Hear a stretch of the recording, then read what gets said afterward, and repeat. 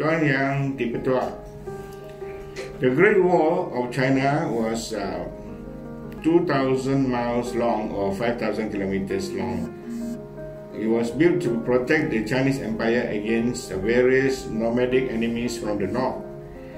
But if there was a gap in the wall the size of a door, the enemy would have been able to enter and conquer the empire. In fact, this actually happened many years ago.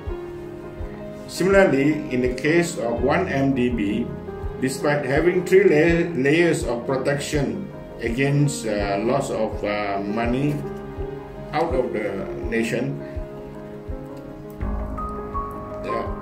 these 3 layers of protection are the Anti-Corruption Department, MACC, the Police Department, and the most important, Bank Negara.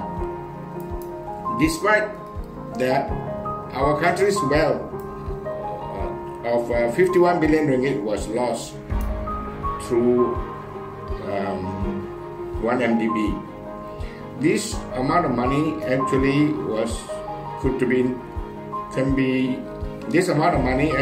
can be used to construct all the hospitals, schools, roads, particularly rural roads in Sabah and Sarawak, and to connect electricity and water supply for the whole nation.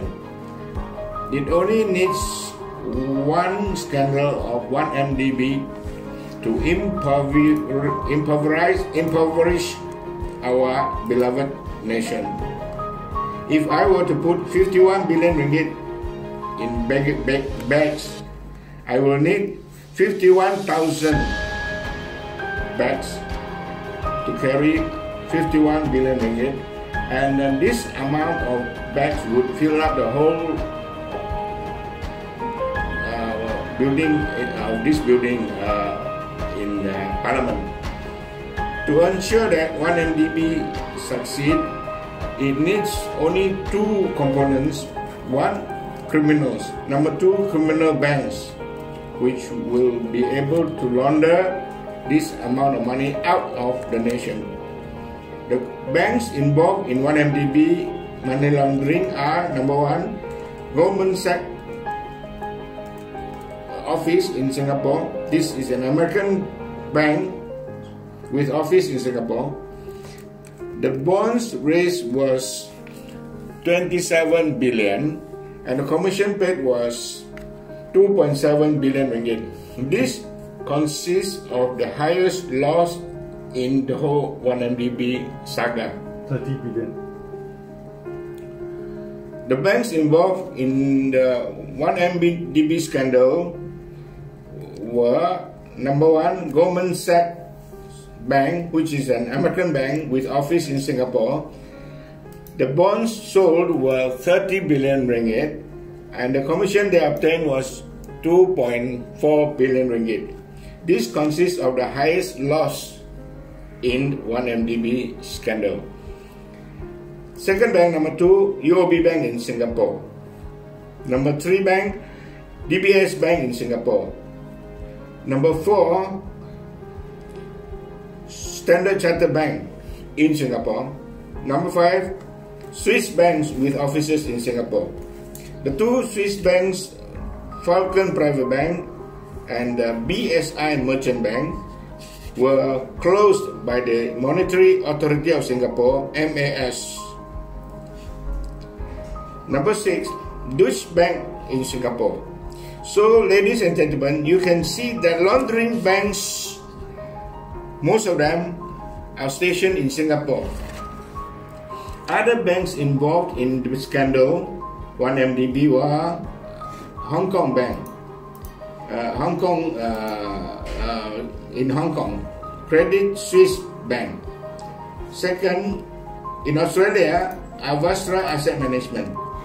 Number 3, in Luxembourg, Edmond de Rothschild Group. And then number 4, UAE, British Virgin Island, BVI. Recently, UOB Bank Singapore was sued by its own customers for scamming their own clients by selling them illegal junk bonds of failed companies in Singapore to unwary Malaysians.